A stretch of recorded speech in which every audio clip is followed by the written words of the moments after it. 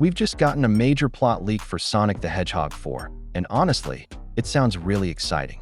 According to the leak, the story introduces Amy, who comes from an alternate future or possibly another Earth, where Robotnik and Metal Sonic rule the world. She travels back to this timeline, essentially the past, to prevent that future from ever happening. For context, this information comes from well-known movie insider Daniel Richtman. While it's still unofficial, it's definitely something worth paying attention to. And if this sounds familiar to longtime Sonic fans, that's because it strongly echoes Sonic CD.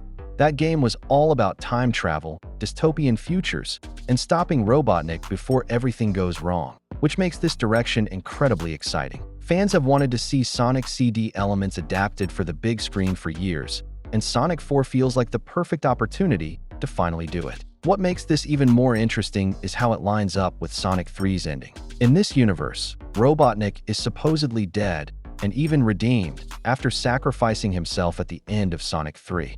That strongly suggests the Robotnik in this leak could be from another reality altogether. And that could also explain the Metal Sonic army we saw in the post-credit scene.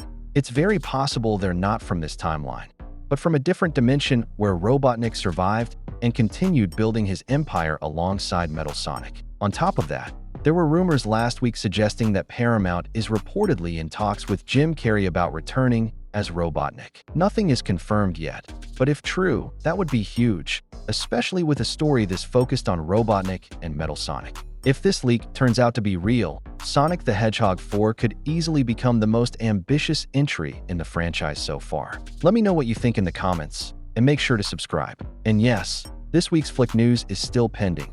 Sorry for the delay. I'll start working on it as soon as I get some time.